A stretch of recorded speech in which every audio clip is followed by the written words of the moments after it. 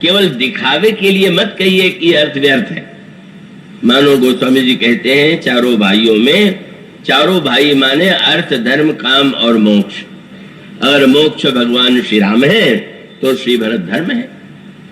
का भगवान श्री राम और भरत के साथ साथ लक्ष्मण जी साक्षात काम है तो शत्रुघ्न अर्थ है। मानो इस सब प्रसंग का मूल तत्व यह है कि जब तक हमें आवश्यकता है जीवन की, परिवार के लिए, इसलिए संतों ने भी जो बहुत त्यागी थे वो भी इस बात को कहने में संकोच नहीं करते। कबीर का वो प्रसिद्ध दोहा आपने सुना होगा जिसमें भगवान ने पूछा तुम तो कुछ नहीं चाहते होगे, तो उन्होंने नहीं कहा कि कुछ नहीं चाहिए, उन्होंने कहा नहीं चाहते। कितना चाहते हो?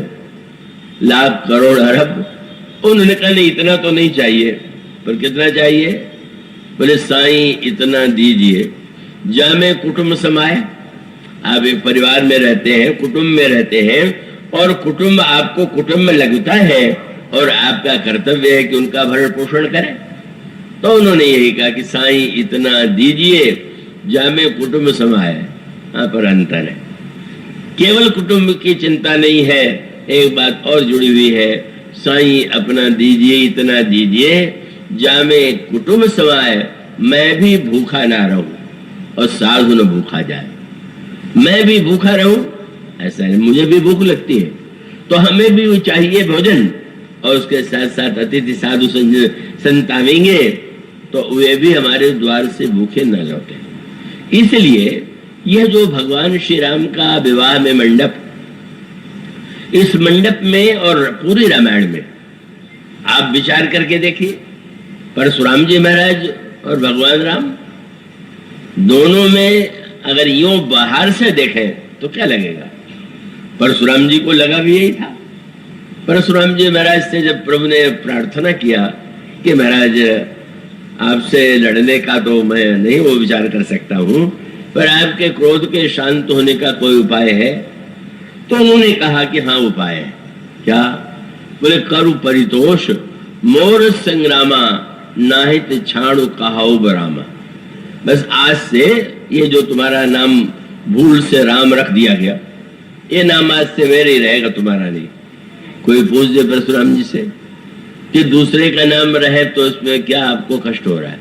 बोले तो मेरे नाम के लिए कलंक है। मैं बाल ब्रह्मचारी जिसको आज तक किसी नारी सौंदर्य ने आकृष्ट नहीं किया, मैं वो महान त्यागी कि इतने राजाओं को मैंने हराया पर सिंहासन पर नहीं बैठा, मैंने माल खजाना नहीं लिया।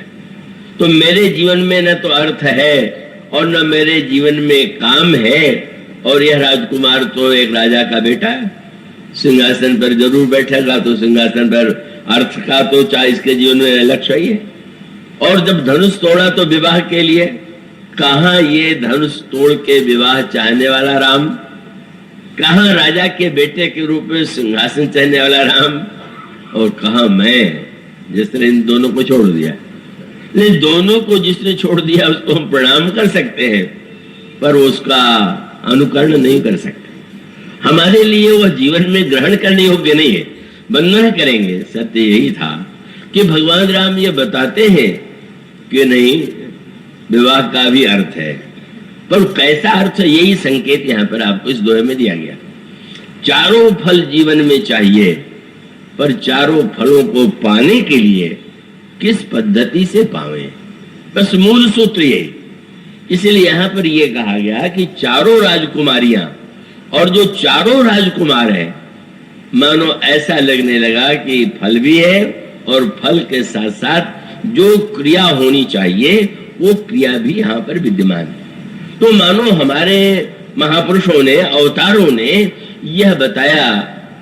इसलिए हमारे जो निवृत्ति प्राण त्यागी महापुरुष हैं वो वंदनीय है, पर हमारे परम प्रेमास्पद श्रद्धास्पद तो वस्तुतः श्री राम है, श्री कृष्ण है, जिनके जीवन में आपको सभी कुछ दिखाई देगा।